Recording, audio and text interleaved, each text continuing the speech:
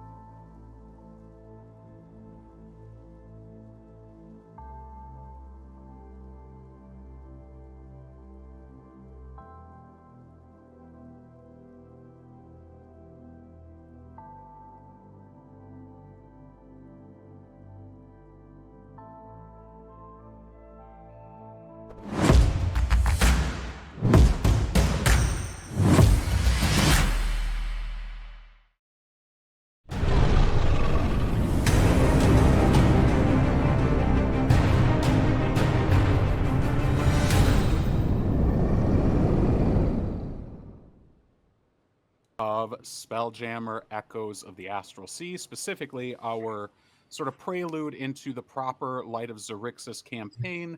We're going to be running through a heavily edited and adjusted Spelljammer Academy. So we are, like I said, 3 sessions in. We're going to be getting into it today, but first we're going to start with some news and shout out.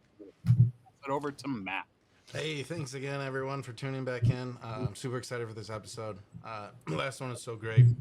We had a great response on YouTube, a lot of new subscribers. Our TikTok is continuing to grow. Thank you for everyone again that shows up on all of our platforms and is on and partaking in all the silliness. I hope you're all enjoying it. We got merch for sale up on Bonfire. We'll probably have a Shopify going here soon. But please check out the merch. All the money we make for it goes back to the channel so we can keep making some awesome, great content for you guys. I got a new streaming table I'm building for live events so we can get these all together under one room as D&D should be. So a lot of great, cool things coming up. We're just kind of getting started here. This is just our first campaign, but tons of new cool things. I know there's a few Comic-Cons in the Michigan area that I'd love to show up to. Maybe we can show up and hand out some merch. Maybe you can see us. A lot of cool things coming up. So stay tuned. I'm super excited for it all. So thanks again. I'm Matt Roberts too. Yep, and I believe we have a shout out. Oh yeah, we're gonna shout out one of our viewers, Liam. He joined his middle school D&D club, and he's a big fan of ours. He's been watching all the practice sessions and everything. So big shout out to that. His club, it's awesome because all this, that's what it all comes down to, is providing a fun, safe atmosphere for not only you, your friends, but our kids, the next generation, to have a safe space to explore their imagination and explore dice rolls. So big shout out to his club. I hope they have a great fun time. Heck yeah, Liam. Thanks for being here, bud. Yeah. Thanks for always watching and good luck. He was made the leader of the club too. So, best of luck to him. And if he has any questions, please reach out to us. We will help you in any way possible. So big shout out to them. Absolutely. Rock on, All dude. right. Roll high. Absolutely. Yeah. Thank you very much, Liam. We appreciate you, bud. And we look forward to having you moving forward. But yes, so let's go ahead and move into introductions, players, and characters. I am, of course, Mark. I am the DM today. You can see I got a little dressed up, doing a little bit of a bartender sort of deal. Just trying to get a little more in character, get a little more into the general feel of the setting. We, of course, also have Josh, who is playing. I'm gonna be playing General Szar. I'm your spacefaring pirate bug. And little fun fact is whenever General Szar gets a little bit irritated, his antenna twitch just a little. I like it. A little bit of a tell. He's not going to be very good at poker. Maybe Tin Man can teach him a couple of things. Speaking of, we have Dayton playing. Howdy, howdy. Yep. So we are playing Timothy the Tin Man. It's a auto gnome monk, but not quite the way you're used to seeing monk. And a little interesting thing about Tin Man, he has had many lovers, and no one knows how. A lot of lovers, huh? He must be one heck of a stud. Kind of like boy. Valen. Thank you so much. Again, I'm Matt Roberts. I'm playing Valen Yosai. He's an astral elf, artificer, and he's a tinkerer. He grew up tinkering and building things. It's always been in kind of his innate nature of understanding of how the world works. He kind of sees how it's all connected and can connect all the dots. Fantastic. A man from space. You know who else is from space and far, far away? Skarok. Hello, I'm Alex. I am playing Skarok, the hunter and chef extraordinaire, cooking up delights, and who knows, we'll see what kind of combat might come up. Absolutely. Alrighty. So we're going to go ahead and jump into it. So as a quick recap, before I get started, is there anything any of you guys want to say? No, I'm ready to go. I've been waiting. Alrighty. So last time I actually lost my notes, so I'm gonna have to read back or watch back through our recording and take those again. But from the top of my head, we had started after the final bit of the test that they were doing with Tony. Sareth was effusive in their praise and had then recommended that they go find Crux and maybe spend some time in the storerooms because Blip had been looking for them. As they had gone down there, they got a little split up by stopping into the kitchens so that Skarok could help Ryback with the lunch. And Tin Man and Valen had continued downstairs to the storerooms. At the same time, Szar had been picked off by someone else and brought down separately, specifically by Crux. Tin Man and Valen had made their way down there personally by themselves. Crux had taken him down there, but before he got there, Tin Man had spent a little bit of time talking to Mr. Blip and learned a few things about a bounty hunter named Silver Liner, who was a very famous bounty hunter in the Belt, where Tin Man comes from. And he had apparently been a friend with Mr. Blip and left his firearm, his very famous firearm, the Dove, or the White Dove, to Tin Man. Or not Tin Man, to Mr. Blip. You wish. Mr. Blip and Tin Man took a moment, and Tin Man had pointed out that Mr. Blip was weirdly somber when speaking on Silver Liner. And this is odd, of course, because a lot of the times autognomes don't exhibit that much personality, that much emotion. And all Blip had to say in response was, indeed, it is odd.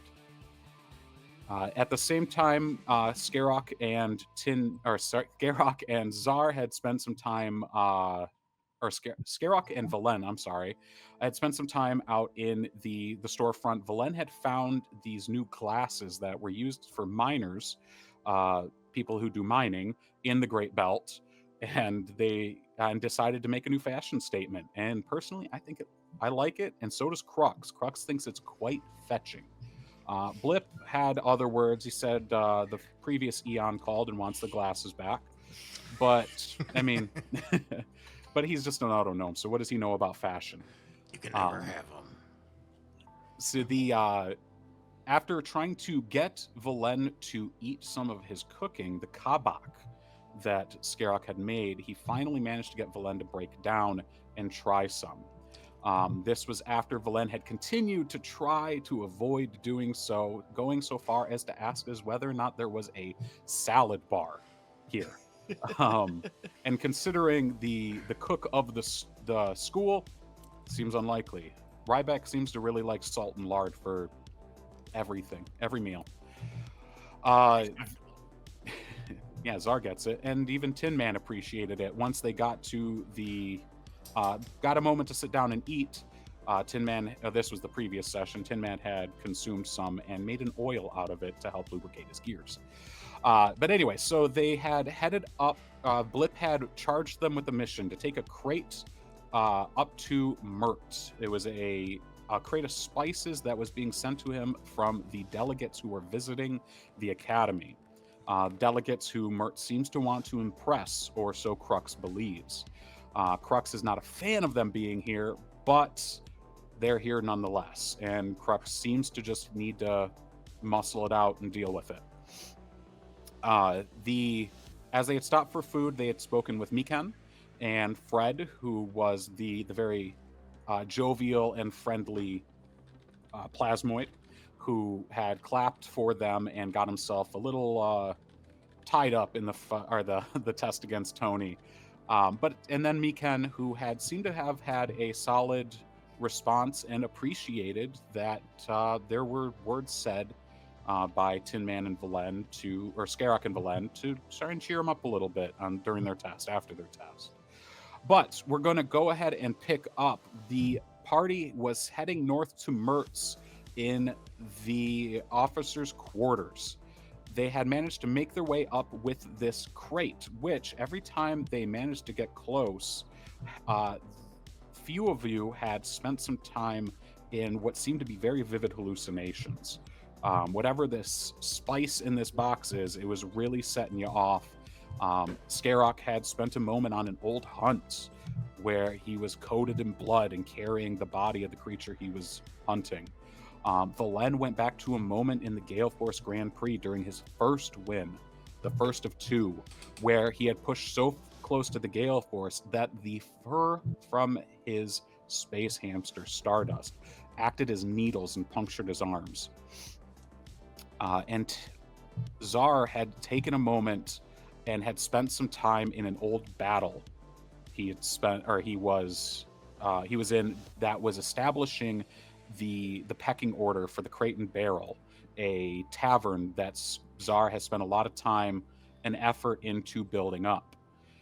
And still unsure of what might be causing it, the party pushes towards Mert's cabin, and that is where we pick up. You push in the door, which was left eerily open, and you see a figure laying in the bed.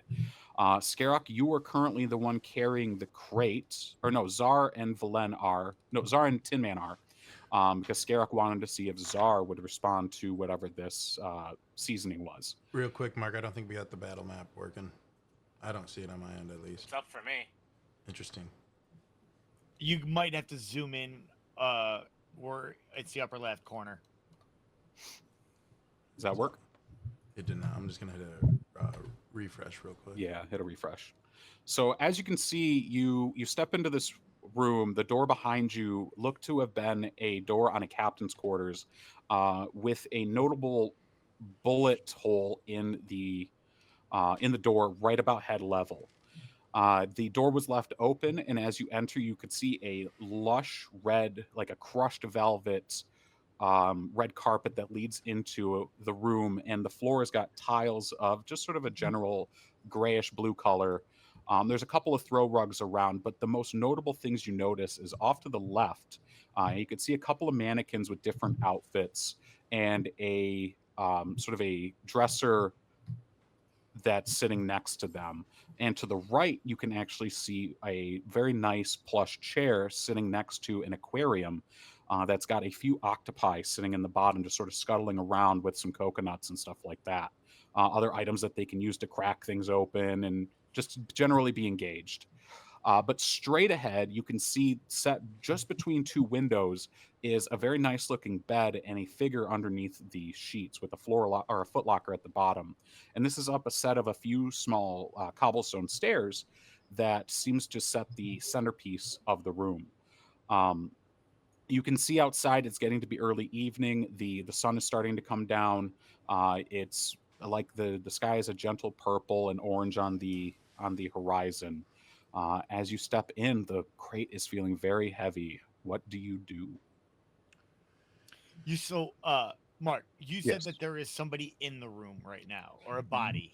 You can see that there is a lump of a creature of some sort on the bed. Aside from yourselves, there seems to be someone laying in the bed. Gotcha. Can I make a nature check to see if it is a man or a animal? I will give you a perception check to see if it is roughly human size. Okay. 9. It looks to you. Sorry, go ahead. What was that, man? No, go ahead. It looks to you to just be a normal person laying in bed. Just after a moment, you hear a soft, and then back to sleeping. Hey guys, set that down. Hey, wake up back there. You There gotta tell doesn't. me twice. I'm gonna start moving to set this down. All right, Tinman, are you helping him set it down? Yeah. Yeah. Since I wasn't in a position to really carry it much, just be like, all right, careful, down. All right, go ahead. Since I think it was it Valen and I were carrying it last? No, we. It was Tinman and Szar because Yep. you would intentionally that's make right. Szar lift it because you wanted to see if he'd respond to it. Gotcha. That's right. So you set the crate down. Valen, you don't see any response to your call. Whoever it is, they just seem to roll over and go back to sleep. As you set it down, you just set it down normally. Where specifically are you setting it? Probably over by the chair. Okay. All right. So, and just to confirm, can you see the box that I already have on the screen? That one? Yep. Perfect. All right. Then I put it in the right spot. So you set it down. You notice that as you set it down, the latch on the front is still latched. They're just sort of sitting here now. Mert, or the creature in the bed, doesn't seem to respond. Hey, Mert, get up. I don't got time for this, Mert. Come on. Ain't got time for that. Are you approaching the bed? Yeah, I'm gonna start making my way up to it. Okay. Go ahead and put where you're putting your character. I probably get about halfway up and try to really see what these elven eyes see. Okay. Hey, Mert. And look back at the crew. Like, do I keep going? You hear Szar, you go into the chair. Yeah, I went and sat down. Seeing Szar sit down, I'll look closely, a little more closely at the figure in the bed.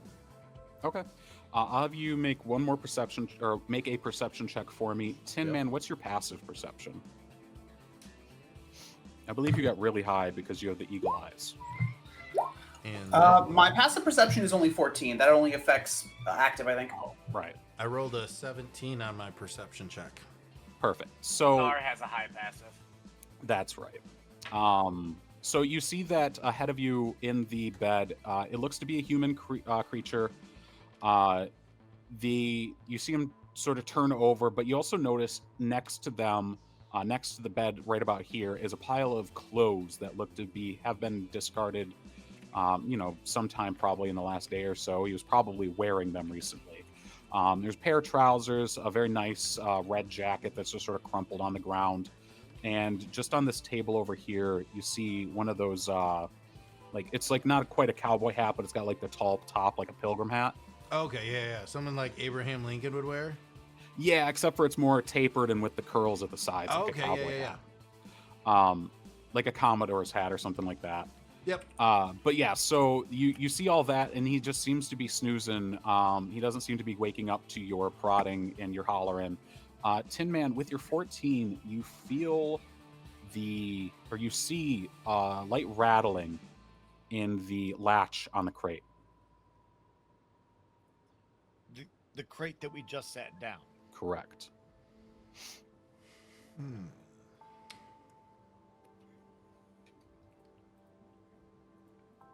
I'm going to go ahead and wave over Skarok.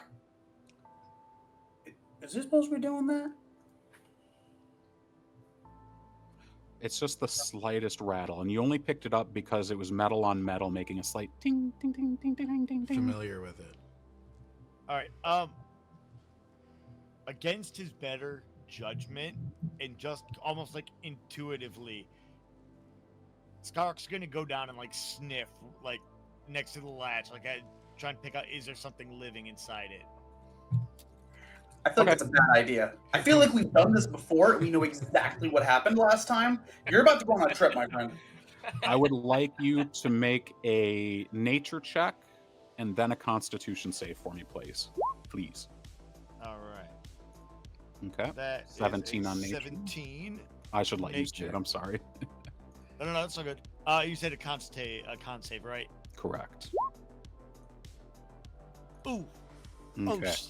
Ooh, buddy, that's a... So You We're want about to to lose you want a to while. say what it is, guys? That was a net one. So you move over and you start sniffing at the crate, and you have a sensitive nose.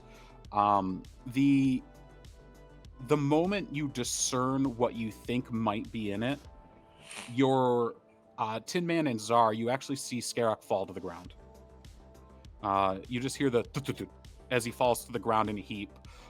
You can see that he's tensed up, almost rigor mortis like, and you can see him reaching for his weapon as he sort of slowly pushes himself to standing. Tinman, because you're facing him already, you can see that there's murder in his eyes.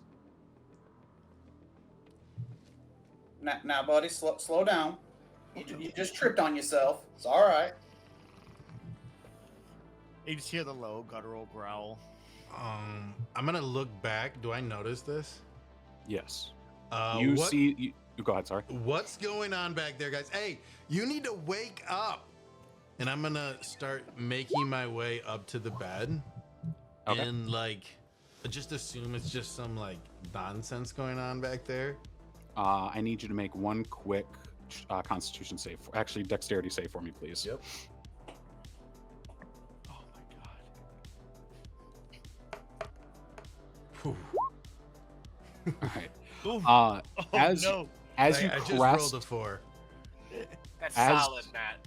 as you crest the first step here with the 4, your foot comes down and you feel a slight click as one of the flagstones drop, and you feel a sharp pierce in your shoulder.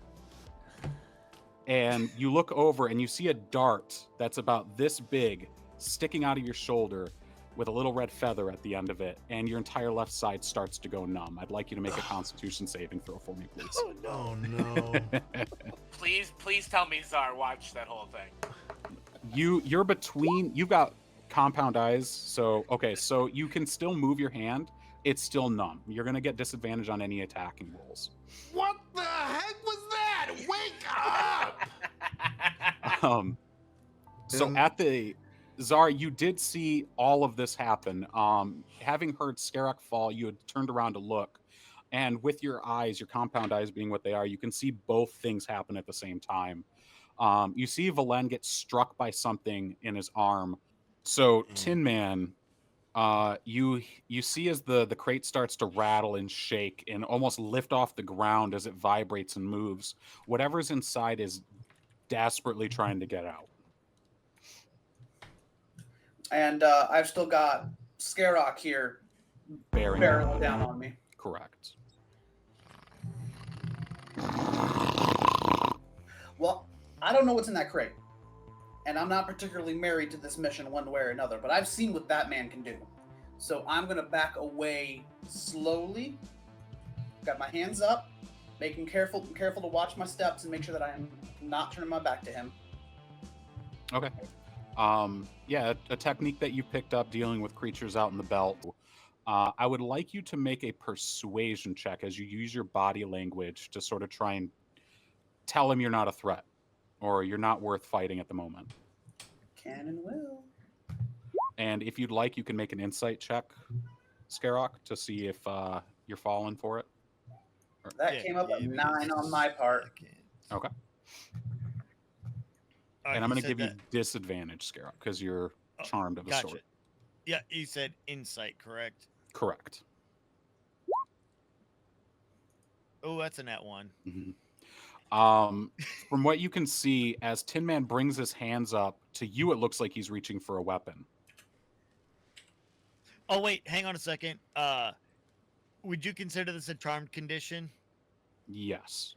Bugbear, my Fey ancestry, I have advantage on saving throws for these. Okay, so this isn't a charm specifically. It's, I guess I should say it's a poison condition. Okay, never mind. Sorry. You gotta ask. That's good to remember, though. I'm gonna have to keep that in mind. Oh, because I was sitting there like, hang on a second. I'm like, I know I have something for like charmed. I'm like, yeah. Hey. What is your AC? 14. Okay, so he meets your AC with a 14. Alex, I'd like you to roll damage, please. And how would Skarok go about this?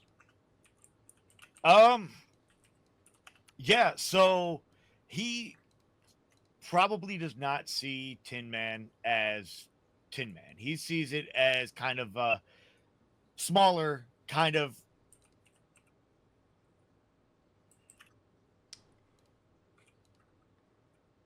and coming at it, seeing that it seems quite dexterous, is playing it safe and wants to get up in close. So he doesn't go to actually try and like spear it, but more almost tackle it down with the spear. Okay. So kind of like almost like trying to pin it down with the glaive. Sort of like trying to do a trip. Yeah. Okay. So yeah, with the 14 that meets, Tinman, you're going to take 9 points of slashing damage. And would you like to make an athletics check to see if the shove action works to push him down? I believe it's just, you just have to meet it, but I forget the exact ruling off the top of my head. And we're also not really in combat just yet. Is that for me to check? Yes.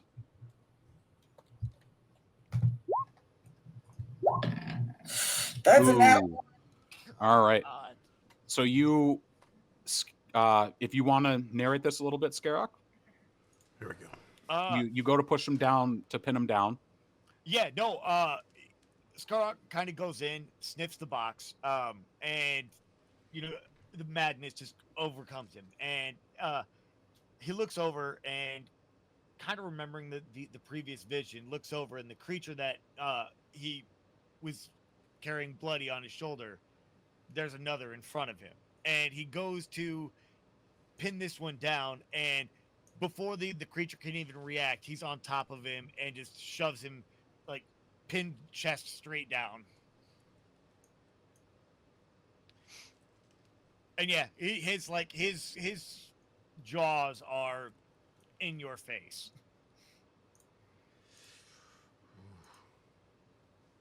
Well, Tinman, how are you going to handle that, my guy? Buddy, I gotta say you're popping some rivets here. All right. Valen, you feel the entire left side of your body begin to numb, but you manage to fight off the worst of it. You can hear Skarok and Tinman fighting behind you, and Szar has yet to make a move. Szar, what are you going to do? I would like to run over and try to kick or shove Skarok off of Tinman. Okay. Yes. Go ahead and move on over there, and I'll have you make an athletics check to try to break them apart. You can see Skarok. This isn't Skarok, not as you know him. Woo! All right, how do you do that?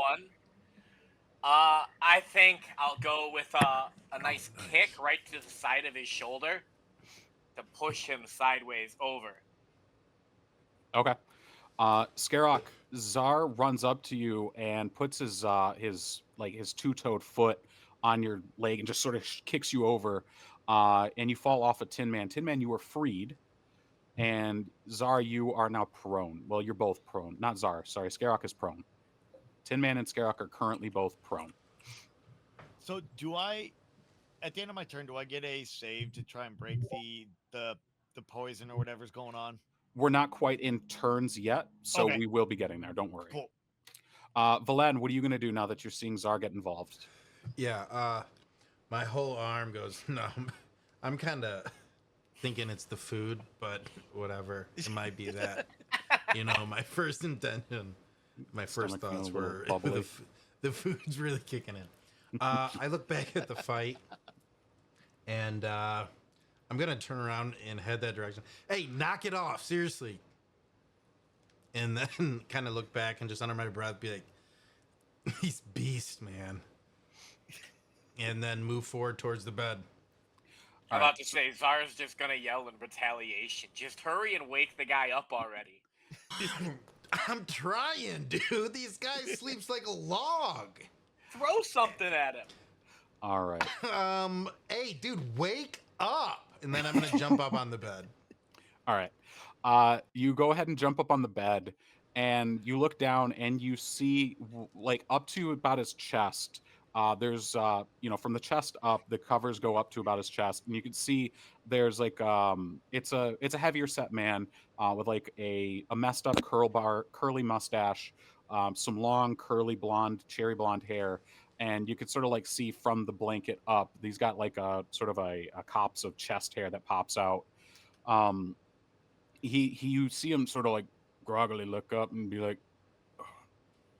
"Oh, jeez, an astral elf, no!"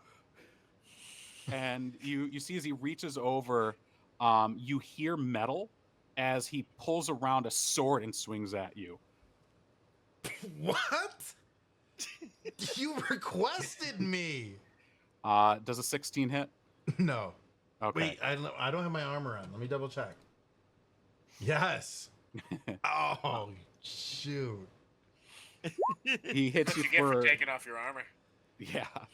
He hits you for 6 slashing damage. I wasn't his long expecting the sword. teachers to try to kill me. What the heck? You asked us to come here. You can sort of see that he's not fully cognizant yet. He still seems to be like half asleep, still waking up. But at that moment behind you, you hear wood snap, splinter, and crack. And Szar, you see this the best. And Tinman, as you're standing up, you see the front end of the crate there, the latch sort of finally rattle and pop free. And the front of the crate pops down. And you don't see anything right that instant, but after a moment, you start hearing squelching. You see a powder sort of puff into the air, and you just sort of hear what sounds like gelatin smearing against itself. And you start to see what looks to be two large bricks sort of make their way out of this crate with this sort of sound, and they coalesce separately, That ain't right. That ain't right. and you see 2 gelatinous cubes bust out of the box here. Szar, you make hightail for the other side of the room, it looks like. Yep. As soon as that box opened and it started making sounds. All right. So Tinman, you see this the best. You see Szar hightail it away. I would like everybody. Did everybody already roll their? No, those are the old stuff. I'd like everybody to roll a not intimidation, initiation. Initiative. That's the word. Remember to click your character sheets first. 21. Nice. These dice, bro. What is going on? You are hurting today, my friend. Good God. You're having a rough time of it today, bud. Should have washed your dice. Hey, Don't I don't forget know. to wash I your think I dice. just used them. I think I just used them all on Saturday with the stone giants. Yeah. Matt, I don't think we can hear you. Sorry, Skarok's got the dirty dice of the night. Yeah. He's got the DD. I do. All right. So we're going to go ahead and start in turn order. So as these sort of make their way out, there is a surprise round. So we'll start with Szar. Szar, you made your way to the other side of the room when you saw this starting to happen. What are you going to do now? Now that they're fully out of the crate and starting to coalesce into their forms.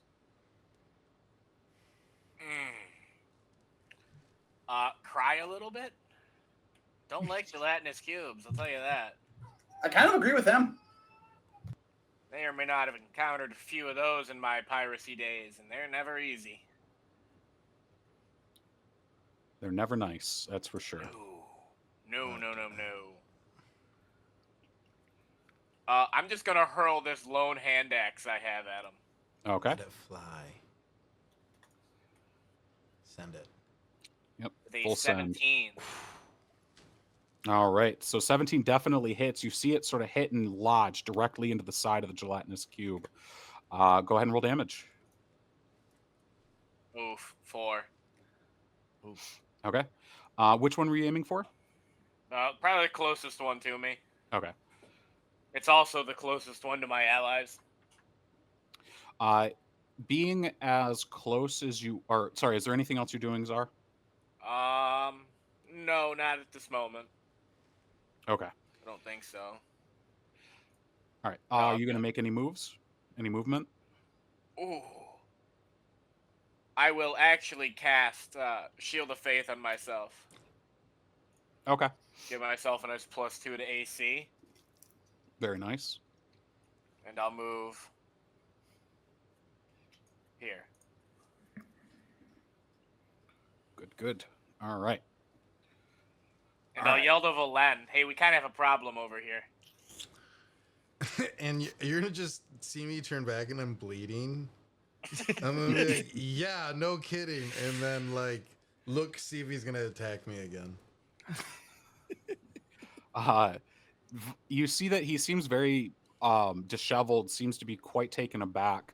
But once he recognizes that you're not an immediate threat, you see him just sort of be like, oh my goodness, I'm so sorry. He sits up and you see a glow on his hand as he presses it to the wound across your chest, and it heals up 4 points. I don't know who sent you this box, but it looks like they're trying to kill you. You need to get us out. You need to get up and help us fight these things. Box? What are you talking about?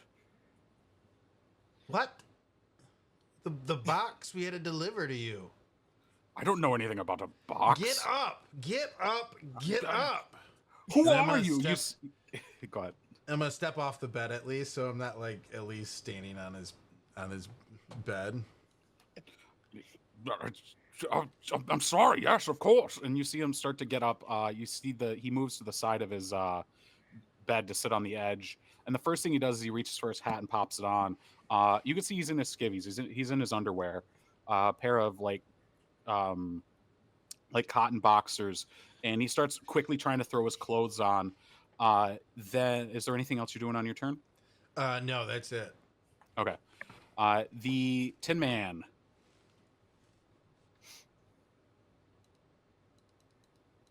Tin Man? Oh, he he's stepped away. Skarok, you are still enraged. You can make a Constitution saving throw or a Wisdom saving throw to see if you can get out of it. Well, Constitution. I'll let you have that one. All right. Oh my God! Come on, a 4. I rolled a 4. Doesn't You wanna are let not you go, having buddy. good luck today. Ooh, you are Does the not. captain of No. the Dirty Dice Club. Does not want to let you go today. No. Can, Oh, can he's I a get some big clean fella. dice from chat? Come on, dice. Come on, chat. Give him the clean dice. He- Wash his dice. All right. Wash his dice clean, please, guys. All right. So you were still very much wrapped up in the throes of this enrage, but you feel the familiarity of Tin Man's words sort of trying to pierce through the veil of anger and of just this visceral primal need to just tear something apart. So you can go ahead and make one more attack. We're gonna go with an unarmed since you're trying to pin him with the thing, but you're also All right. both laying down on the ground right now. So all right. thank God. A 4. Or no, sorry, a 9. So with a 9, you definitely miss Tinman. Tinman, you see a Skarok seems to be trying to get at you, pushed over and unexpectedly so as he is. You see him sort of try and swipe at you with his claw that misses, sort of lands into the carpet. Tinman, since you had stepped away, we skipped you for a moment. We're going back to you now, though, bud. Your turn. Or are you gonna? You can use your movement on your turn if you'd like, Skarok.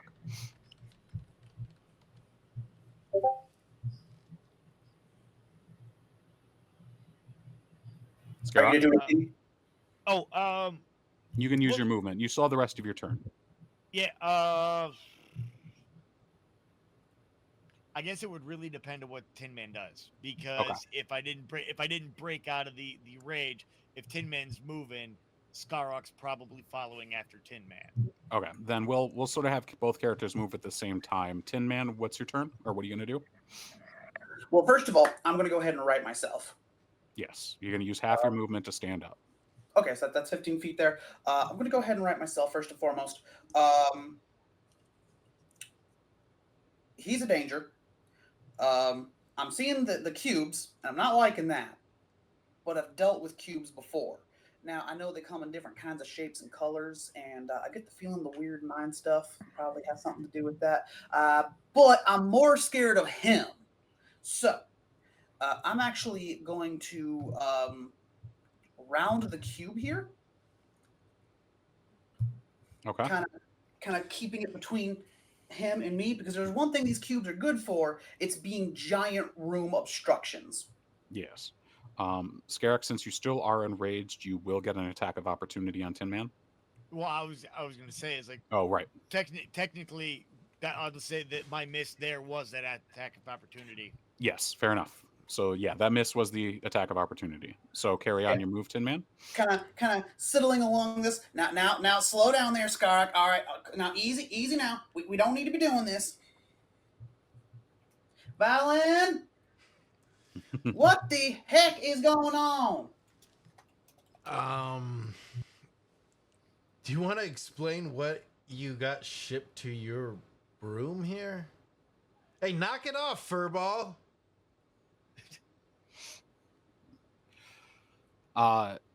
Mert is still trying to quickly pull on his clothes. You see, he goes to stand up to pull his trousers on and tips forward instead, sort of tumbling into the pile of clothes. You hear a string of curses and frustrated grunts, but he doesn't seem to be capable of responding to you at the moment. Sounds good. Sorry, I was a little out of turn, but yes. Oh, that's all good. The Skarok or Tin Man, what are you going to do now? Valen seems to be in the middle of something.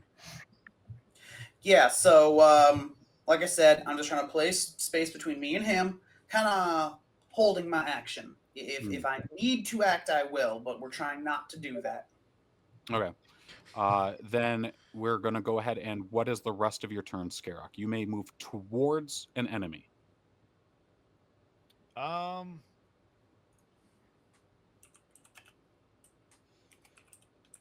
I shall move.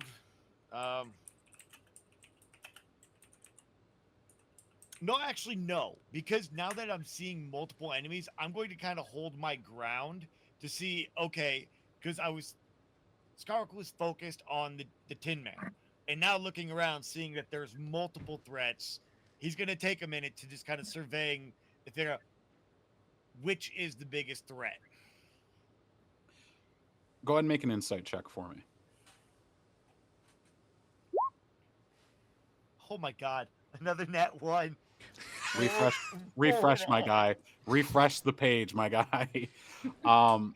They are killing you. Wow. Dude, All right, it's let's rolling refresh. so bad it took down the stream. So as you look and consider what might be the bigger threat, always having more than one enemy, being outnumbered is usually the worst case scenario for you, especially when you're out on your hunts. But seeing that there was one thing that brought you a lot more terror than even normal creatures, things that would basically send chills through you, is sentient targets with powerful ranged weaponry. Tinman is the clear threat here. No, hold on. Do I have my weapon on me? I don't recall having it. You would have What's your up with all firearm you guys with you. and coming unarmed. I'm in school, dude. Yes, And actually, you're right. Blip did say that your firearm was in your room. So, seeing him scutter away, then you're even backing away. That's prey behavior, and so you focus in on that, and that is the threat. That is the thing that you are going to take. Everything else is secondary. All right, and I shall. He really wants you to kill me. I've got this great backup character idea. He's called Finman. He's called Gunmetal Gary. Yeah, he's ready to go.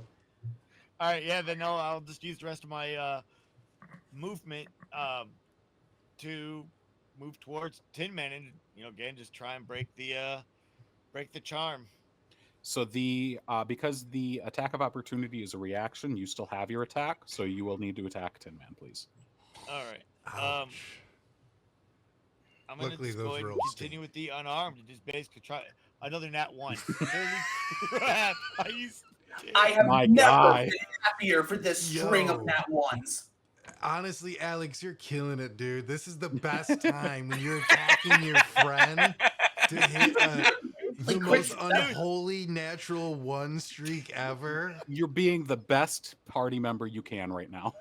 You're killing it. So Killing yeah, it. that was a nat 1. Holy, how many have I had tonight?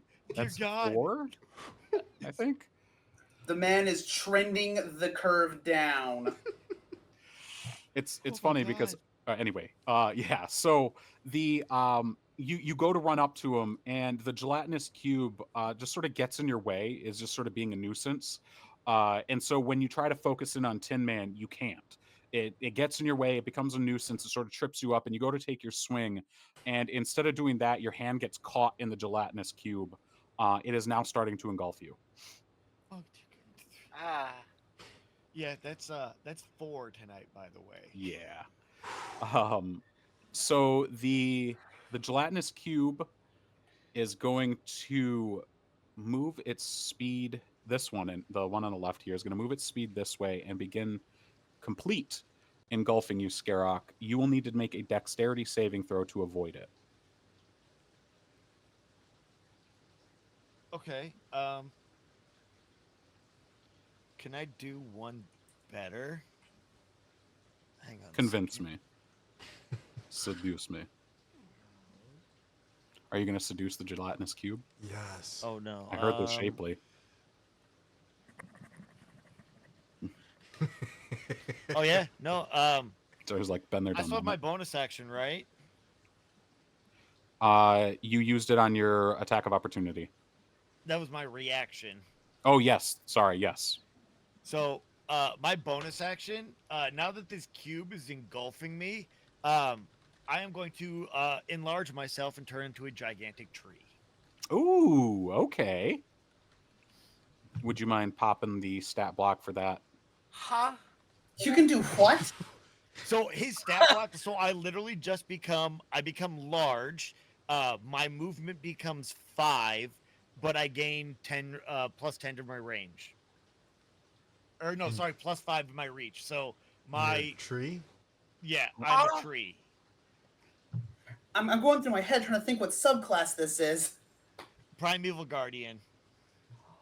All right. Oh, okay. So yeah, Szar is completely dumbfounded right now. My man just turned into a tree. so yeah, basically, He's on top of me. Skarok tries to bite the Tin Man, Mhm. and like claws him, and like starts to get engulfed by this cube, and realizes, okay, there's a way too many. It is basically, you see his feet kind of grip into the ground, and suddenly it just becomes roots and branches, and the glaive he's been holding snaps out to his arm, and you basically just see this sickle-like tree branch of an arm. I love it. All right. So he's like hulking out into Groot. I did not have that on my bingo board for tonight. Not even close. Oh, it's so cool. So as you grow, I still need you to make a dexterity saving throw because it can still engulf you. Sure. Did I close? How dexterous are trees? Exactly. Not very, yo. I can only. I was move kind of 5 hoping feet. he'd do this. Like a leaf in the wind. Unlike Ooh. the cat 22. ninja said, I'm Groot in chat. That's awesome. So as it attempts to, it moves into you and sort of starts to engulf you, and you grow into this large tree. You grow too fast for it to keep up, and you sort of outgrow its engulf. It sort of slides off the other side as your trunk grows outwards and sort of detaches where it was trying to engulf you. So it slides over here. And you will get an attack of opportunity as it attempts to keep moving. I cannot. I've already used. Oh, that's right. my You're reacting. reaction. We were already kind of cheating, letting him use the bonus action at a turn. No, he had a no. It was bonus action. Oh yeah, you're Yes. right. I'm sorry. I mean, I don't care. Like it But yeah. adds to the fun. All right. Well, So I am done. See the done. rule. Hey, move on. so yeah, don't make me tap the sign. Skarok, as the gelatinous cube lets you go, you feel something metallic brush against your bark, one of your branches, and then it sort of pulls away. As it touches you, you feel you're already enraged, but the touch sort of heightens that for a moment, and as it leaves you, it dissipates right away, and I would like you to make one more, this time a wisdom saving throw, to see if when that recedes, if your rage goes with it. All All right, so he's going to be raged forever. Oh my god. right. 3. I rolled a 2. How? Dude. How? Well, as it turns out, he's all bark and all bite. Yeah. Don't worry. I can't move 5 feet. I'm not going anywhere. All right. That's So hilarious. I'm with so a sorry. Oh, this is a mess. with a 3, you feel that sudden spark, that sudden surge of anger and just pure adrenaline leave you, and you're drained for a moment, but you can still feel that coal of rage in your chest, and it sparks back to flame. And Tinman, you saw for a moment Skarok almost seemed to break out of whatever this was, but it still grabbed him. It's still holding him. It still got him enraged. The other That's gelatinous cube. deep. Does Tin Man just have an angry tree staring at him now? Yes. Yes. Yeah. He literally morphed. He hulked in front of me. Like, I'm just sitting here like, oh no. The other gelatinous cube moves directly northward towards you and Mert, Valen. Szar, we're coming back around to you. Valen, you're up next. Yep. Okay. Well, I had a plan, and then my guy turned into a tree, so I no longer have a plan. It'll do Can you it. see that? Nope. Yeah. Oh, yes. Horrifying. All right. Yo! Nice. So that's one of the minis I've been trying to paint for a while. Love it. Ooh, minis I've been wanting to available. use this mini as a character for so long, so I'm like, that's it. It's my bugbear. It's interesting how you got a bugbear out of a tree, but I love it. A tree. You can take the tree out of the bugbear, but you can't take the bugbear out of the tree. Sounds good. Szar, Or the you're other up. way. Yes, it's your go, Szar. Yeah, I'm trying to figure that out right now. I had a plan. It's gone completely. It's all right. Out Can the the window. tree attack? No, I have not attacked yet. Can you attack? Do you want to question that and find out? You can. You made your attack against Tin Man a moment ago and got a nat 1. You used your Yes. attack. Yes, So that you- was my. Yes, As a tree. I've not attacked as a tree. Oh, okay. I thought you were talking about this turn. Can you make another attack as a tree even on the turn you've already used an action? No. I mean, In your tree form, can you attack regardless? Oh, Yes, I can, and I That's have pretty a plus nasty. 5-foot range. He And, specifically said and that I his can glaive- tell that you are still very, very upset with Tinman. He specifically said that like his glaive like morphed with his arm to create like a giant branch scythe. I'm Yeah, pretty like sure that. it's evident he can attack. Be like a love like Okay. scythe. He looks capable of defending himself should the need arise. The need has arisen, but I'm gonna It is not. swing on over I am here. not a threat. I'm gonna Skarok swing on disagrees. over here. Okay. My hands and my mandibles are gonna start glowing. How are you getting over there without getting into attack range with somebody? I didn't leave an attack range of somebody. You were over here, correct? I was What's your route? here. Okay. 5, 10, 15, Okay. 20, 25, So 30. you enter the threat range of the second gelatinous cube and then leave it. What about here? So if you were to, well, I'm not going to help you, but it's this corner right here that is the issue, because this is threat range with the gelatinous cube right here. So the corner between the gelatinous cube and Tinman. That said, technically speaking, you can move through a small creature. So, but then you're risking getting hit by Skarok. No, Yeah, I don't you're want to not do that. actually. Yeah, You're not actually. You've seen him use all of his actions.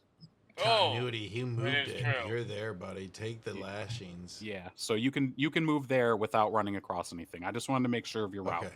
I will do that. Okay. I would like to avoid the gelatinous cube at all Yes. possible. Why? Why? Why? Do you not see the tree man? All right. I'm working on that. So as you finish your movement, I think we're actually going to take a short break here. We're going to reconvene in 5. We'll pick up with what you're going to do next, Szar. Yep. Alrighty. Sounds good. I have a We'll be plan. back in I figured 5. it back out. Meet your All right, marks. cool. See you guys in 5. Yep.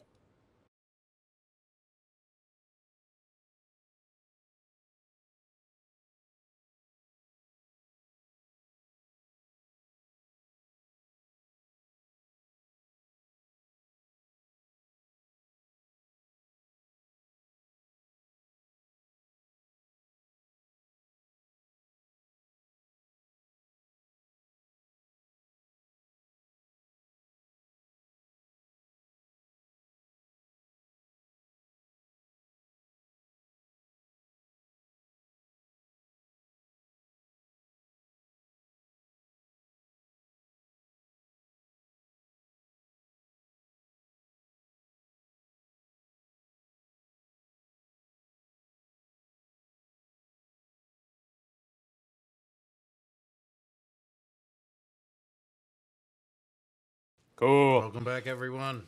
Yes, welcome back. Welcome back. All right, so where we left off, everybody was starting to get into Mert's room and had come across these gelatinous cubes after Skarok went wild and turned into a tree. I love how you use the word "came across." Like this was a random encounter. Just Like, happened. It We just just happened. tested into these guys. No. We signed our own death warrant and brought them in with us. I signed your Okay. death warrant. And then he made us sign it. Yes. I forged it in your names. Aw. Beans. All right.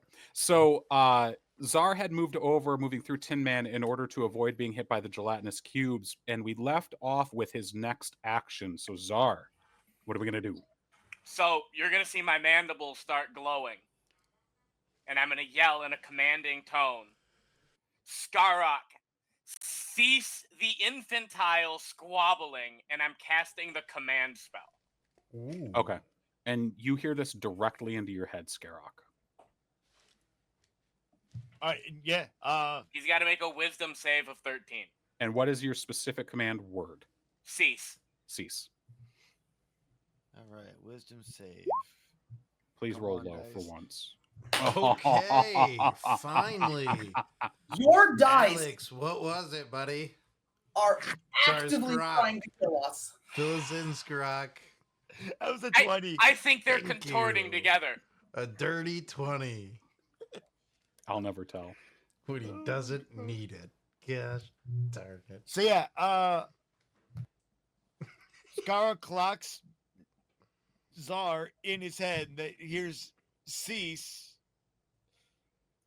and he just looks over at the bug.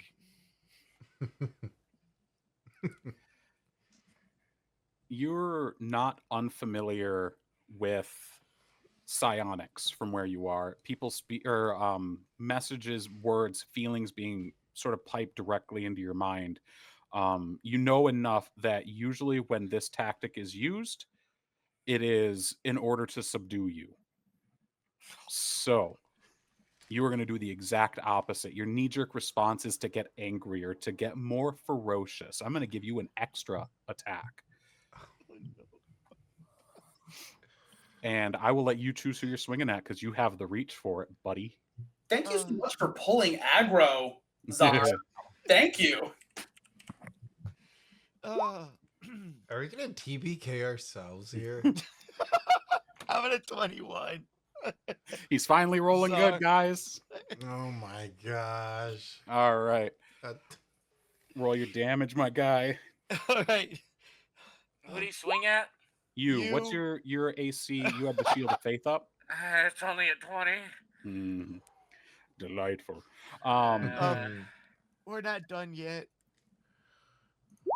Oh, do you have a multi-attack? No. Well, I think no, but my attack when I hit, you take 1d6 piercing damage. So yeah, you take 15 damage, Szar. Oh boy. Are we going to die?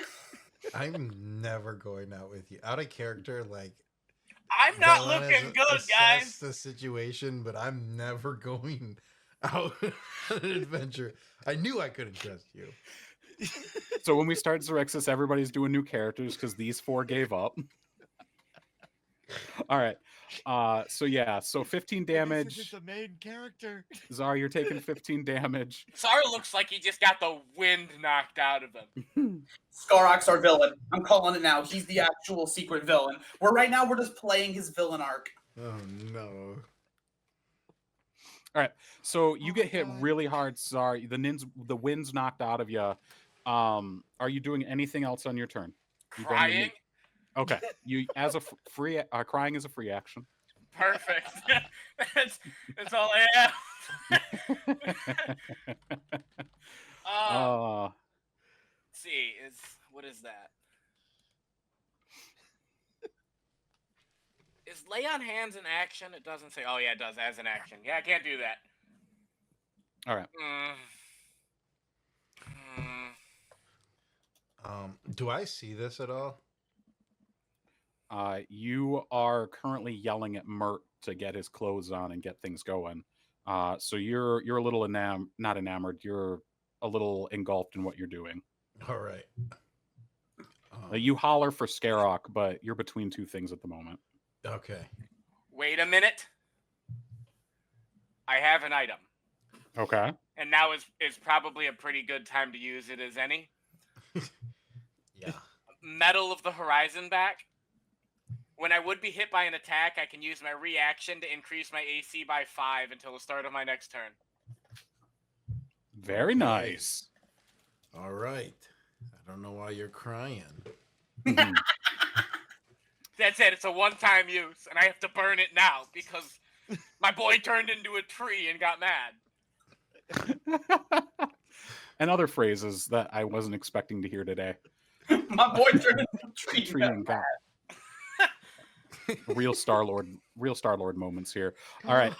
So using the item, it bumps your AC up to 25. So when 20, you see 25. Yeah. So you see Skarok turn to swing at you after your command failed, and you manage to throw it just in time as his scythe arm sort of come down and just sort of plinks off the magic. This makes you even angrier, Skarok, because you didn't hit, and that's not okay. Is there anything else you're doing on your turn, Szar? No. All right, Valen, Tinman, No. you're up next. Yeah, I'm gonna turn around and look at this noise and see what's going on. And You see a weird teal tree in the center of the room. It's teal. what? Yeah. The heck? No. So the trunk of the tree is brown, but the leaves are teal. Like 100%. It looks like So like his Skarok's fur has color become leaves. as leaves. I think I definitely prefer the tree bark to be teal. Right. What the hell Right, is it's going all on teal, back baby. there? And then I'm gonna look back at this guy taking forever. I'm gonna say, "Hurry up!" And I'm gonna make my way back to this first gelatinous cube, and then take a shot with my laser pistol. Okay. The only real weapon in defense I brought. And let me pull that up and hit. Does a 16 hit? Yes, it does. All right. For a total of 12 damage in the closest gelatinous cube. Okay. And what kind of damage is this? That is going to be Radiant, was it? I think so, yeah. Okay. And then I'm gonna use send a firebolt cantrip into that same one. Okay. Wait, maybe I can't do firebolt. So laser pistol, I believe, I can't do is firebolt. Yep. an action, Yeah, isn't? yep. Yeah, firebolt's an action as well. Yep. Yeah. And that's my Are you doing? Okay, you're not doing anything with your bonus, if you have anything. Not right now. I could call out the flamethrower, but last thing I want to do is make it a fire pit in here. Yeah, torch your principal's office or room. Burn the Yeah. tree down. All right. So you take a step forward, you take one more step down, and you pull your pistol leaps into your hand. You pop off a shot With my And right you- hand, because my left arm's still numb. Yes. Oh, right. You have disadvantage. Oh, no. I would like you to re-roll again, please, All right. to see if it does hit. Shouldn't have said anything, but Yeah, that's my fault. all good. 11. It still hits. With an 11, you Okay. still hit.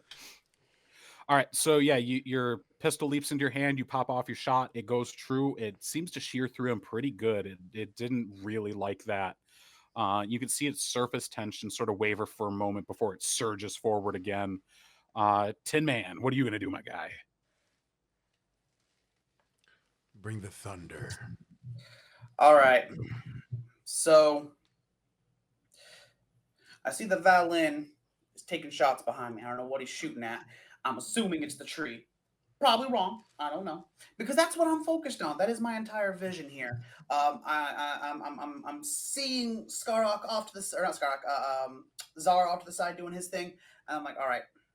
Crying. However, a Thry-Cream cry. We're gonna have to do something here. So I kind of rewrite myself, and I'm right in front of a whole lot of trunk. Let's say a lot of trunk in the trunk, and he is focused over there. So I'm just gonna kind of, all right, buddy, it's just for your own good. And my arms are gonna kind of like lock in, and then steam pistol back, and I'm gonna make an unarmed strike. Ooh, okay. Okay.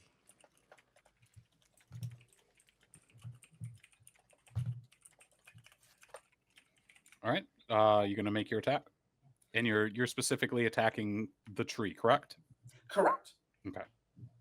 Oh, whoops! Double tap there. Sorry. First one. All right. And your AC as the tree is Skarok? It's still the same 15. Okay. So you definitely exceed the amount, or sorry, yes, you exceed. Because my camera setup's got that in the way. All right, so yeah, you managed to lay in with your little laser powered rocket punch. Go ahead and roll your damage. And how? And how?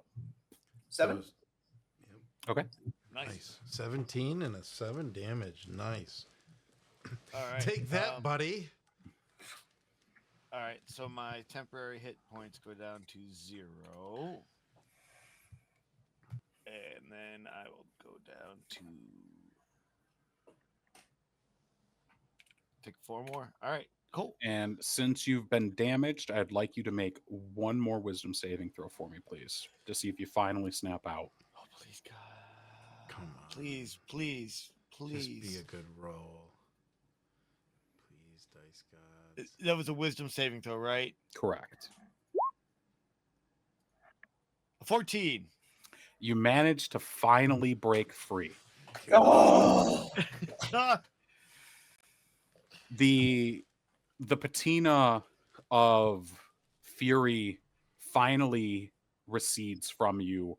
You feel exhaustion take over your limbs as if you were literally being puppeted muscularly, down to the muscular level. You feel it even as a tree. You sort of wilt for a moment before you come back to yourself. And Tinman, are you doing anything else on your turn? so yeah, no, I'm not feeling confident barehanded, but I am gonna kind of go in for the full arm strike. It's kind of come, and then see if did he feel that? Is he gonna swing around at me? Because I'm kind of prepared to like So- make some reactions and avoid the attack. Like I'm Someone's seeing getting how he real low, big responds. guy.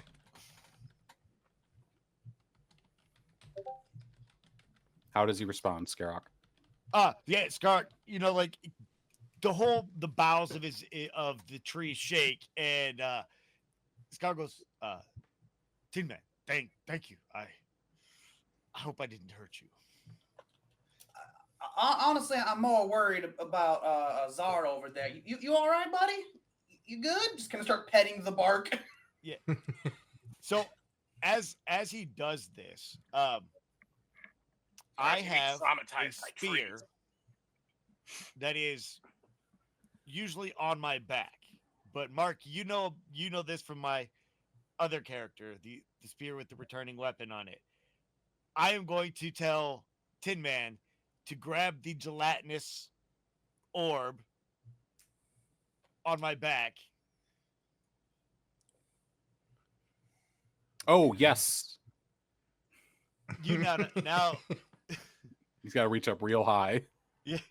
Do your arms extend like Go-Go Gadget? They do now. That's canon. Yeah. That's canon now. No, so yeah, as you grab it and kind of like squeeze, it's like a stress ball. But as you squeeze it, this spear comes out that is purple and gold with kind of like a serrated tip on it. Hey. That throw it, it'll come back. Do you have proficiency with spears, Tin Man? That's I an believe- excellent question. I believe they're monk. just martial. Oh, yeah. As a monk, you should be able to wield it. Yeet it. Oh, they're simple. So, yeah, you should have access to them. Anything that's simple. Cool. All right. So, yeah, you have this odd jelly spear that was on Skarok's back, hidden amongst the branches of his tree form. Almost like a sap sort of hanging from a branch. And what are you going to do with the rest of your turn? Are you making any moves, anything like that? I'm just gonna go ahead and ready the spear.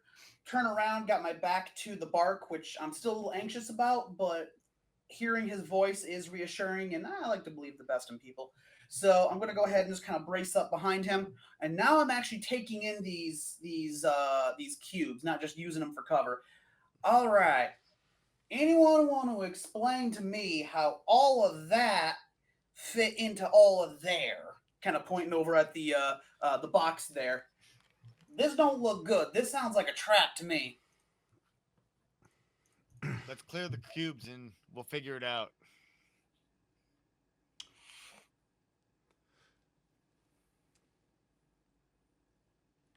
Okay. And Dayton, you muted again. That said, I did take my attack action, so that is my turn. I'm just kind of readying myself. You do still have movement if you want it. Nope, I am intentionally bracing up against the tree. Fair enough. All right. Skarok. And you have a weapon finally. Yes. I am going to Valen. You are hitting which tree or the cube? The one closest to me. Got it. All right. You can then, see yeah. that the one to your left has a throwing axe lodged into it. All right. I am going to bring down the glaive onto the gelatinous cube. Does a 15 hit? It does. Let's go. That is going to be 4 Even when slashing damage, and then 1d6 from piercing thorns. and So 8. 8 damage, yes. Cool. So just really quick, I want you to give us a visual on how you're able to reach so far. So yeah, as I said, when Scar kind of puts his feet in and grows up into this tree, underneath the where you'd see like the 2 main branches of a tree, one of them is this gigantic sickle-like looking branch, and as he swung it when he took the swing at Szar, and when he plinked it off, it just kind of stopped. He picks the arm back up and just cleaves straight through the gelatinous cube. So you see as the blade passes through, it does sort of perforate a little bit. It takes a slice through and it leaves sort of like a mouth bit that moves. And you see, and you see just as you slice it, the surface tension breaks for a moment, and you see there is a glove, some sort of a glove. It looks to be some sort of reddish metal material. You can sort of see it through the gelatinous cube, seeing as it's see-through, but it's sort of mixed in with other detritus. But you see this very clearly because the reddish metal, is very polished to a very nice shine, and you can sort of see it sort of slump out of the ooze and onto the ground. And the gelatinous cube itself just sort of withers for a moment, sort of turns into a big mound of a puddle as it exits its body. Horrifying. I don't like it. Go ahead. Sorry, Tin Man. Nothing. Just making a comment. I don't like it. Skarok does neither. He kind of sees that and instinctively like shakes the branch to try and get the ooze off. Like, get it off, get it off. All right. And are you doing anything else with your turn? You still have your movement. No. I will move 5 feet to my right. I will take a single step towards Szar just to kind of provide cover for both of them. All right. So as Skarok moves into place, you see his almost treant-like form step over and to give you a little bit more cover. The gelatinous cube surge. This one, the one that you hit, Skarok. Like I said, it sort of mounds into sort of a malleable puddle on the ground. It reforms itself and starts to move forward. And this one is continuing this way. And you see it begin to engulf one of the mannequins. Valen, as it's right next to you, you see as this gelatinous cube goes up on the lip of one of these stairs, and you see one of the cobblestones or the flagstones click. And in that spot, I need you to make a dexterity saving throw, please. All right. Let's lose the other arm. You'll get advantage. Valen, are you okay? Are you okay? Are you okay, Valen? Are you okay? Valen, are you okay? Not. All right. He's not okay. Was that with advantage? Oh, yes. Make your advantage. Oh. A smooth something or other. Okay. How about a 12? Much better. All right. So with your 12, you actually see as the gelatinous cube moves over the corner step and it presses down, you see as inside of the gelatinous cube, a flowering or a blooming flower of white hot and orange like metal and detritus and explosion sort of bubble up inside of this thing.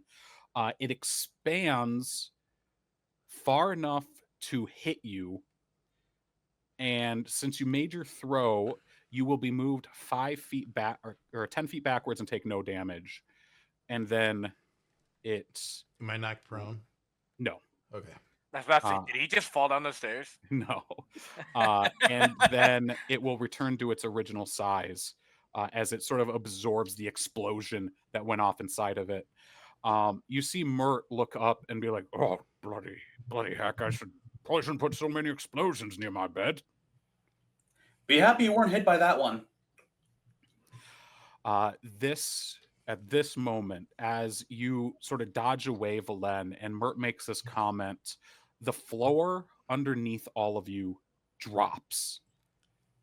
And you hear an incredibly, you hear a very loud, a roaring boom come from the bottom, thousands and thousands of feet away, so loud that you can still hear it, and everything shakes. I need everyone to make a dexterity saving throw for me, please. So, like, the whole floor just came out from underneath us. Yes, everything just drops 5 feet. Oh my god. Like, trying to keep my hat on. Oh, I Szar got rolled an 18. Can I latch onto the tree and climb as high as I can? Once I have everybody's rolls, I rolled a Valen- 3, so Yep. 21 for Okay. Skarok. and Tinman. Rolling now. My sheet's taking a minute. That's all right.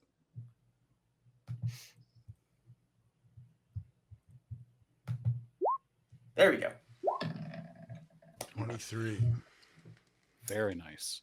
So Tinman had a 23, Skarok with a 21, Szar with an 18, and Valen with 3. Szar, yes, you do manage to latch onto the tree. It's the only thing that doesn't seem to move. Skarok seems incredibly well planted right now, pun intended. With his his root-like nails, like his feet turning into the roots, dug into the ground. Tinman, what are you going to do? You do make your save. So the floor like drops 5 feet, and you manage to land it. Are you grabbing onto anything? You're muted. You're muted, Dave. Sorry about that. Yeah, no, like I said, I got my back to the tree, so as soon as the floor drops, I'm going to brace onto the bark. Okay.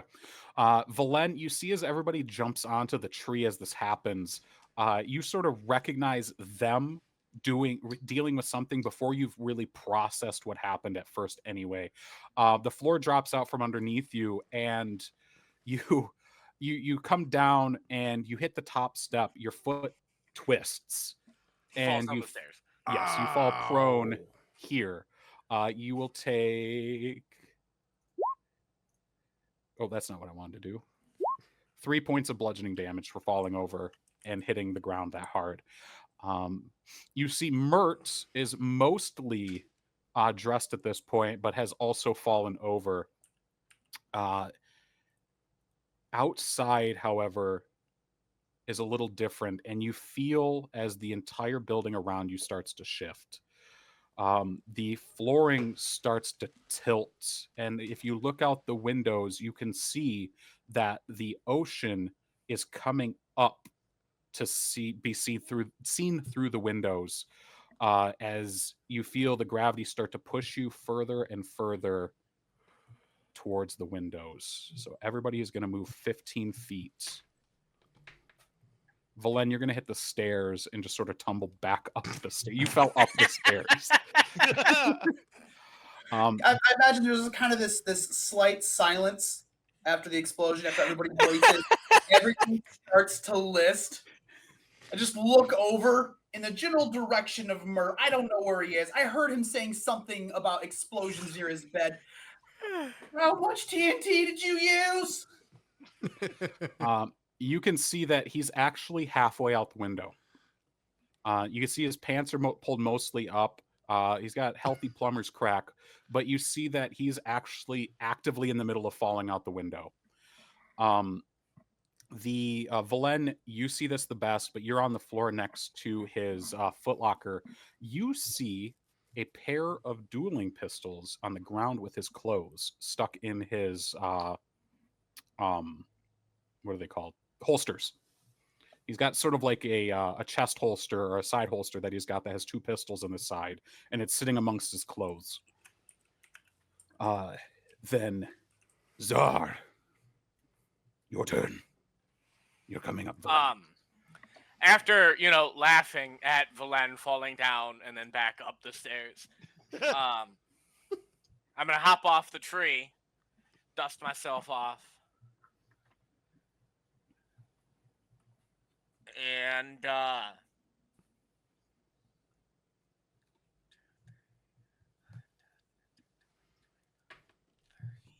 By the prophets, look how it lists. I like that. I'm gonna dart Oh Jesus. Um, There's no easy answer to this situation. I'm gonna run towards the guy hanging out the window, and I'm going to. How high are these stairs? Each step is like 3 inches high. They're not very tall. Okay, so I'm gonna attempt to jump over the stairs and not trigger any traps. Okay. I just watched one of the cubes almost blow up, and I want nothing to do with those stairs. Okay, so which direction are you going? I'm gonna pretty much beeline it straight on an angle. Towards Mert? 1, 2, 3, 4, 5, right over there. Let's go gambling. Okay. And I would like to attempt to jump the stairs. Yeah, so go ahead and make an athletics check for me really quick, just to see how graceful you are. And let's see if you are getting the dirty dice from Alex now. Oh, it's an 11. Ooh, It was yeah. almost a 20. You make the jump pretty easily. It's not a difficult jump for you. Like I said, it's only like 9 inches off the ground in total. So it's an easy hop for you. And you manage to land very nicely right on the carpet. It seems to bunch up a little where your claws dig in, but otherwise you land fine. Now, what is jumping for movement speed? I usually equate it to the same amount, but make you make an athletics check. So that would be your whole movement if you moved 6 squares. Okay. Did I just see the underside of a bug? Yes. You looked up and saw the whole gooch. It's a cloaca. Oh, no. No. Science terms. Anyway. Valen Let's move along from that one. Valen gets a quick anatomy lesson of the tri-queen and is confused. That is not world building here. Non-canon. Valen is having a day. It's up and it's down. Ha! All right, gotta keep rolling with is it my turn then? Yes, it is your. Or Szar, are you doing anything else with your turn? No, I can't get close enough to help him. You want to launch me as I grab his pistols? I can do that. Save your action for when he moves up. Mm-hmm. Okay. All right. So Szar's going to save his action. Valen, what are you going to do, my guy? You sort of have a moment to talk to each other to get the plan going. You're I'm going to reach in, grab his holsters and his pistols, and grab onto like the what's the back part of a bug called? The thorax? Yeah. And ask him to catapult me. Do they have thoraxes? I didn't think to look. Some drag queen do. I'm like sitting on the back of it holding these pistols, like ready for him to like Mario Kart double dash. Launches him. Yeah, like a front row launch. All right. So then I will have, since you're doing the throw, I'm going to have both of you make, or Valen, I want you to make an athletics check. Szar, I want you to make an acrobatics check. And since you're working together, I will give Valen an advantage. Oh. I got a 6. I rolled a 12 and a 15. Okay. So you grab Szar and you do your rolling throw pretty easily. It's, you've practiced this with Orion a couple of times just for fun. Even with Stardust, it's just a fun game you like to play. Yep. And you whip him forward, and Szar, you weren't expecting how proficient Valen is at this. Wait, I'm throwing him. Oh, you're throwing him. Well, then you're not expecting exactly how inefficient or proficient Szar is at doing this. You're used to someone a little stronger being able to throw you around. Yeah. And so when he sort of grabs the front of your shirt to sort of pull you in, and he sort of gives catapulted him off my thorax. Oh, that's right. So he jumps up on your back, and you're like, your muscles aren't quite working the way you thought they would. And he just sort of hops up over your head, just sort of does a little bit of a hop and lands just right in front of you. You could have ducked and got the same effect. And which direction were you headed? It was up towards Mert, correct? Yeah. Okay. So you land right behind Mert. And I'm going to like reach out my hand and grab him and pull him in. Okay. But with my right arm. You get your hand on him, you pull him in. He spins around, and he's still got a sword in his hand, but he doesn't swing it this time. No, well, thank you very much, sir. Here, He take looks. these. You're gonna need them. They're trying to kill you, and I don't know what's going on here. You see his as you hand him to him. You see his eyes gleam. He's still shirtless. You can see he's a little more heavy set, but he's got like bulging biceps. You can see he's someone that spends his time. He's not just sitting at a desk. He's not just a principal. He's probably an adventurer of some sort. Yeah, he's got some field time. And you could that look. you could see a couple of small tattoos along his arms. But he looks down. He grabs it, throws it on in one fluid motion, pats you on the chest or the shoulder, and says, "I was right to accept you, Valen." And he pulls them both out. Let's go. He's got one foot planted against the wall as the entire building is still tipped a little bit. And you see him just immediately start blasting with his pistols. Yes. Nice. I didn't know our principal was John McClane. So he gets a 20 and a 19 for his rolls to hit each gelatinous cube. And he's going to roll that. All right. So you see the his guns not literally, but start barking, just poof, poof. Tinman, you recognize the type of firing mechanism. This is classic gunpowder kind of pistol. The sound, the smoke left behind, the scent, the sulfury scent in the air, and just the pure sound of these things. It's clear that they're older, but you can't argue the results. They blast into these, and you see as the pellet enters the gelatinous cube, it then explodes. In a world of ray guns and laser beams, sometimes you can't beat a good old-fashioned slug. You see Mert on the other side of the room lift a pistol. Here. And he moves past you, Valen. You see him tiptoe around one of the bricks right here and move forward, hopping that step. And you can see he's actually pretty quick for a big guy. And he faces down this gelatinous cube here. And were you doing anything else on your turn, Szar? No, that is it for me. All right, Valen, you used... It was Valen's turn anyways. Yeah. Oh, yes, you're right. Valen, you used some movement, but Yep. what are you going to do with the rest of your turn? No, I'm just going to open fire on the gelatinous cube over here with my laser pistol. Okay. And 8. I'm sure that misses. Nope, that hits. Really? Indeed. And then I'm going to actually action surge again. Or for the action surge, and just take another shot with my laser pistol for a 12. Yep, that lands. So first damage is a 9. Second damage is 11. So I'm just gonna kind of bring my one good arm back up, aim down the sights, and just hit it 2 quick pops, dang, right on center mass of it. And it was the closest one or the further one? The one that he's closest to now. Okay. The one that I'm closest to now as well.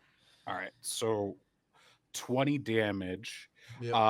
So you do your pop, and they both land. They secrete into the cube, and you can see the radiant energy sort of disrupting the surface tension of the cube. You could see it starting to get a little watery. It's starting to drip here and there. It's starting to ooze out a little bit. You could see that it's looking pretty rough. Less cube form. Yes. You do notice that there seems to be a glove in this one as well. Thanos needs to get out of here. Mm-hmm. And are you doing anything else with your turn? No, that's it. All right, Tinman. Yeah. So, seeing that we are now in full gathered mode to take care of whatever these things are, all right, they got that one. So I'm going to go ahead and turn over to this one. I'm focusing the one that is not surrounded right now. And I'm going to go ahead and throw the spear.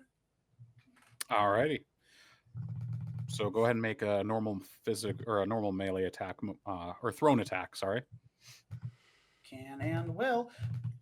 Quick question. He is. What is the damage die for this spear? 1d6. It's 1d6 plus 1.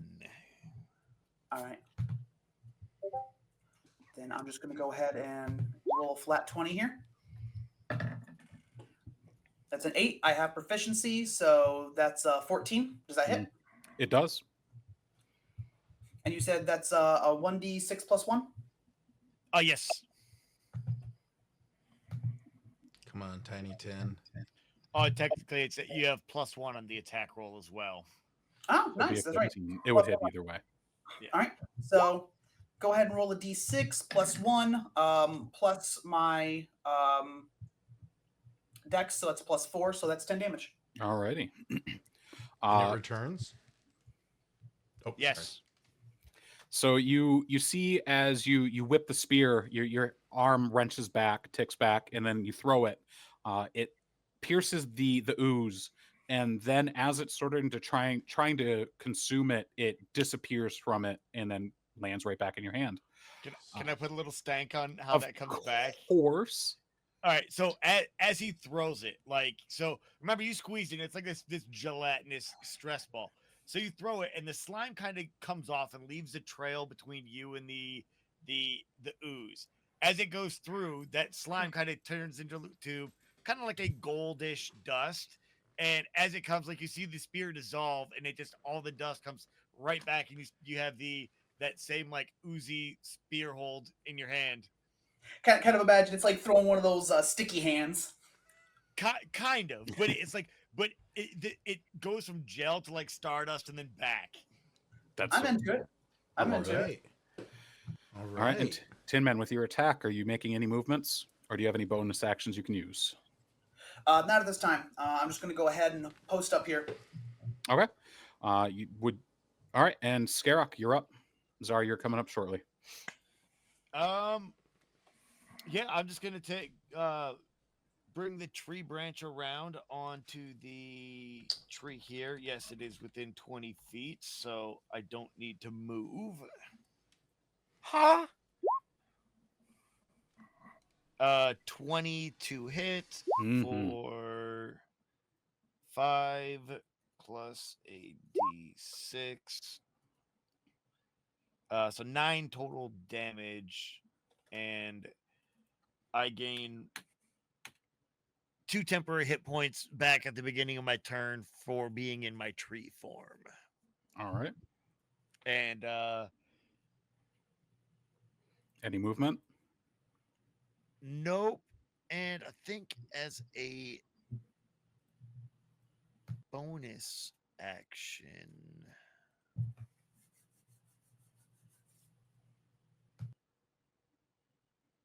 no, I'm good. Okay. You see as they seem to have taken quite a beating. The gelatinous cubes are sort of fighting against the tilt of the building. I need everyone to make one more dexterity saving throw for me, please. One more? Yes, maybe. Zar's gonna kill it on a 9. All right, and Skarok, you're going to get advantage. And because you're bracing, you're also going to get advantage, Tinman. I rolled a 3. I blame you, Alex. You infected me. Yeah, I got a 12, Mark. Okay. 19. Oh, you said I roll. You said I roll an advantage, correct? Correct. 13. All right.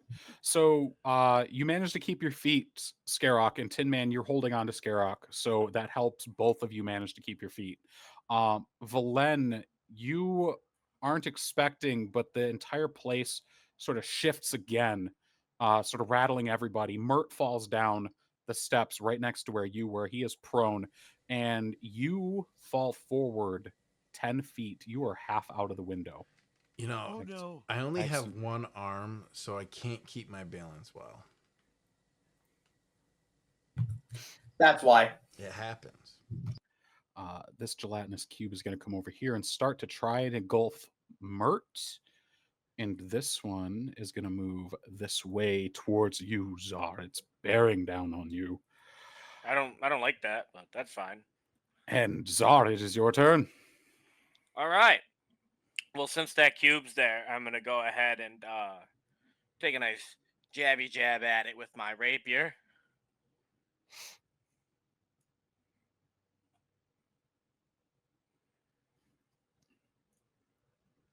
Come on. Come on. 21. Ooh, big hit. Nice. Roll your And I'm damage. gonna Oh, go ahead. spend my last spell slot to smite Let's on that. go. All right.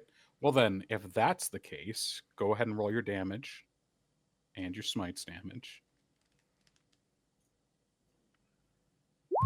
It is 10 plus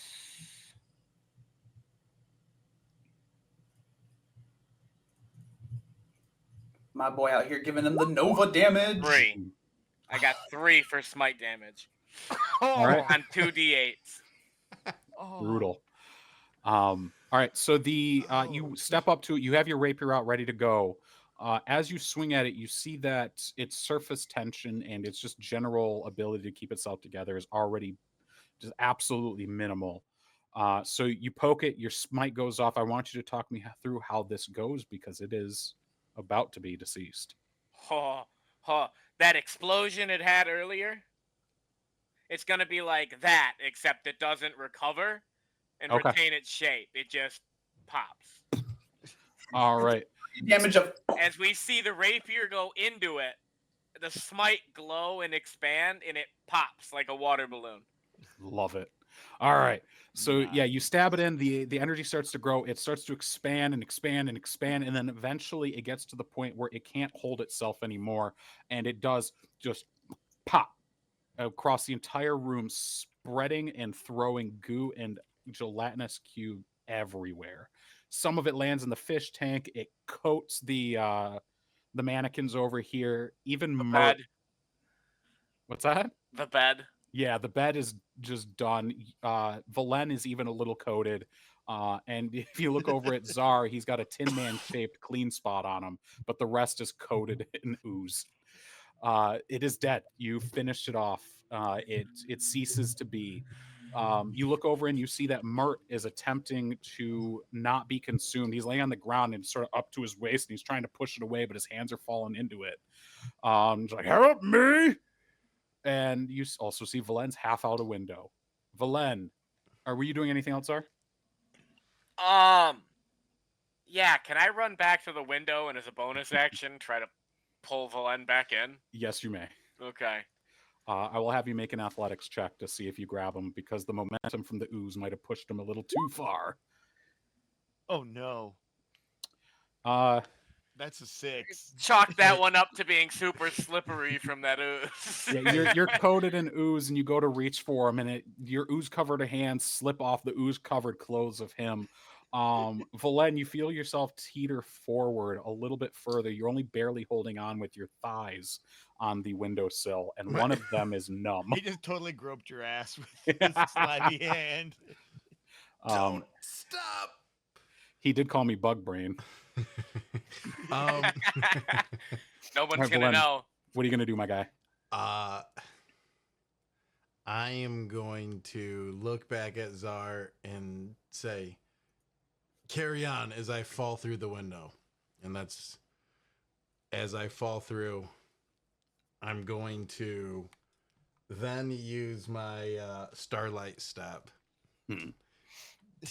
but actually I'm just going to fall through the window and just wait a second. Okay. You're going to give it the dramatic pause. Szar, you freeze in terror for a moment as you see you push him on accident and Valen teeters and then falls through. And you sort of see him looking back up at you upside down as he flips over, and you just see a smirk on his face. Like, he's not worried about this, even though past him you can see that it is thousands and thousands of feet to the water. If he were to hit the water at this speed, he would probably be crushed instantly. 07's in the chat, boys. But yeah, so as Valen falls, are you doing anything else on your turn, Valen? No, I'm just going to use my starlight step as he sees me smirk and then just reappear right behind him. I'm imagining this great like Ghost in the Shell homage moment with like glass slowly falling behind him. It's slime. Yeah, it's slime, not glass.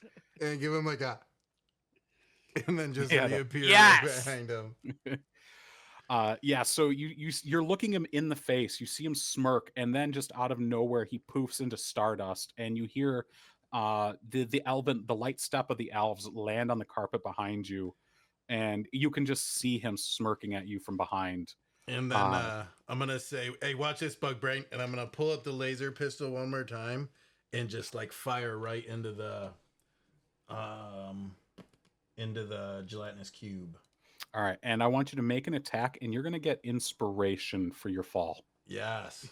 You don't have to use it on this attack, but Yep. you do have inspiration. All right. Does a 16 hit? Yes, it does. All right, and that's gonna be for 13 damage. Ooh, beautiful. Very nice. Nice. Beautiful. Yes. All right. Talk me through how you're going to do this, Valen. As I kind of look over my shoulder and I'm like, hey, watch this, bug brains. I'm going to aim right down and take right aim at the center mass of it. And it's just going to kind of like light up the end of the pistol as it kind of just coalesces and just arcs right through him. And kind of like makes it just start bleeding out the back, basically. It's kind of like a fire hydrant as it goes through him. Yeah, you hear the laser pistol goes off, it strikes, and it comes out the other side. And you just hear a gentle tickle of water, a trickle of water, as the gel starts to pour out the opposite side through the hole made. And then it turns into a gush, and the entire thing just loses its entire surface tension. It turns into basically a puddle of gel. And Yes. you hear Mert go as he's trying to get it all off of him. Nice. And he pushes himself to the to his feet as the gelatinous cube falls lifeless around him. He's gonna make a quick check. Valen, as he stands up, you realize that coated in ooze, Mert's actually he's kind of a handsome guy. He's a bit of a stud. And he rushes forward. He's got his he's shirtless, he's covered in oil or this ooze. Yeah. And he rushes forward to get his shirt, a little embarrassed. Or, my apologies. I appreciate the help. I give him like that, like dap up, like, but it's like that flex one. I'm like, yeah. And he lands it perfectly. As you step past, he gives you make eye contact for a moment, and you can see that there's a mixture of emotions going on. He just woke up. There's a lot going on in his mind. But the first thing is gratitude. I like your moves, big guy. Thank you very much. However, I would recommend not jumping on the bed of a sleeping man, unless he invited you. With that, Will you two how quit could I flirting? not, sir? In case y'all didn't notice, the room is about 15 degrees in the wrong direction, and I'm not feeling very safe. And it's, as you mentioned this, Mert looks forward and looks out the window. He rushes to the window and looks out, and just even from behind, you can see him pale. Oh, dear God. The entire bottom level is gone. And he turns to try or to march towards the front door, and you hear him yell, "Tato!" And as he yells that, Crux just immediately zooms around the corner, sort of slamming into the doorway. And you see that, he slams into the doorway. He steps in. He's got both of his pistols ready. And you notice that in his outfit is shredded. Like the entire left side of his outfit, like you see singes, it's shredded. You can actually see chunks of boards, like wood and rock, sticking out of his skin, and little pinpoints of blood running down his arms and his side. You can see that the only thing holding his pants up right now, because the entire side is completely destroyed, is his belt. And it looks to be entirely untouched, surprisingly. But he holds his guns and he's looking around frantically, and he's like, "Oh, thank God you're all right. Mert, we need you now." And I think that's where we're going to call it for the night. Oh, Doesn't say anything about the two dead gelatinous cubes in the cyan tree. yeah. Yes. The teal trees. A great session. I imagine Tin Man's just kind of still sitting here, kind of like braced up against the wood, just kind of like pat him. That's our sign to go, big boy. Hey, great session, guys. I Yes, really very appreciate it. God, Hey, the dice just like the dice wanted that to go that Oh, way. Like but I it- swear. it's It was perfect. even more cinematic because of it. Hey, It really was. I wanna apologize. Earlier, we had some technical difficulties, but we got things kind of moving. For some reason, the music, the stream, every time I try to mess with it, it made it go down. So I'll look into that for next time. Mark, you can do all the post edit for the music. I want to thank everyone for tuning in again. Like, subscribe, hit our merch. Check us out. Next week we'll have a kind of a behind the scenes stream. We'll talk about this week's episode. And then 2 Mondays from now, we'll be back live with episode 4. We'll pick up right off where we left off. So thanks again for tuning in. Subscribe, Thanks, like, everyone. and comment. Yeah, Yep. subscribe, Have a like, great evening, comment guys. if you can. I hope your games go well if you're having any soon. And don't forget to wash your dice.